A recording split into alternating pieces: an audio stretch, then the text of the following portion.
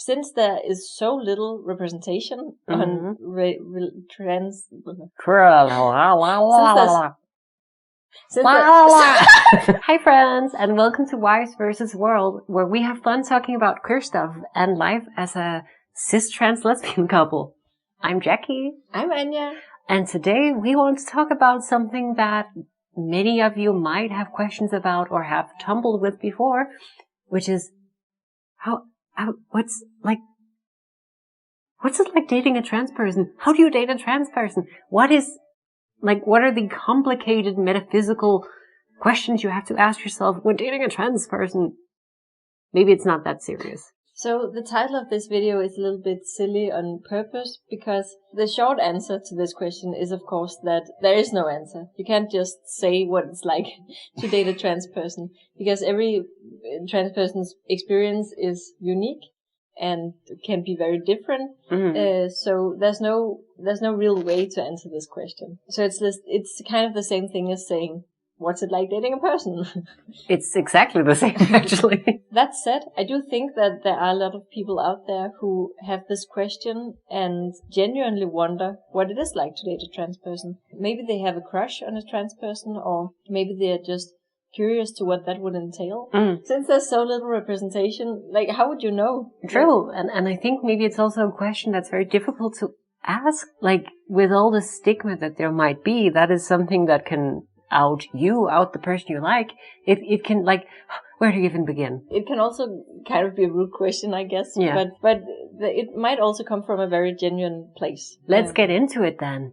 It can be very difficult to understand for the partner to see your partner being extremely uncomfortable with who they are or what they look like or something like that. It's not necessarily logical. It isn't necessarily founded in anything that makes sense. And therefore it might be very difficult to grasp what this hurt is coming from, and also how it's expressed. And I think it's very important as a partner to be kind of ready to understand and be patient if your trans partner experiences dysphoria. It might also be expressed in situations that aren't necessarily super convenient. From our own experience, sometimes in the beginning of our relationship, I would experience huge bouts of dysphoria when we were going out.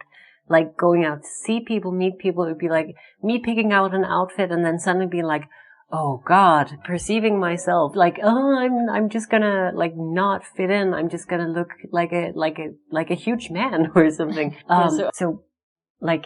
Be ready to help, any way you can.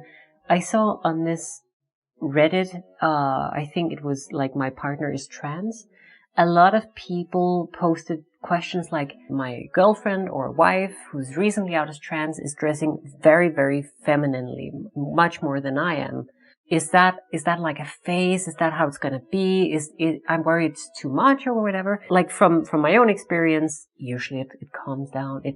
You find different ways of engaging. A lot of the commenters were also usually it's a phase because you are for the first time getting to experience and express something that has been suppressed for years, if not decades. And some experimentation is just necessary. Imagine if, for instance, you've always been forbidden from touching girly stuff or stuff that is pink, and suddenly it's on the table. There might be some level of, testing, experimenting, and then in the end you either find out that's my thing, or as I see a lot of trans women do, they find out they're, more tomboyish than hyperfemme, So I'm including this next point because I do think it's valuable to talk about.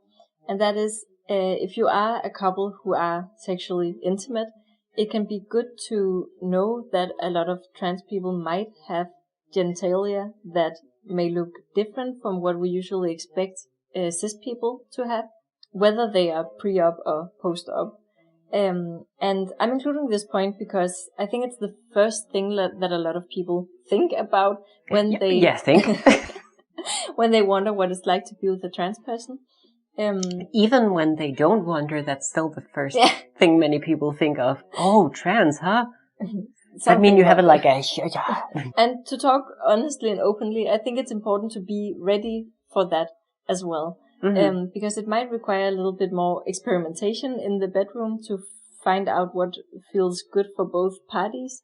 And a lot of trans people may have sex that's a bit different from what is usually expected of cis people sex. Yeah, I think it's like important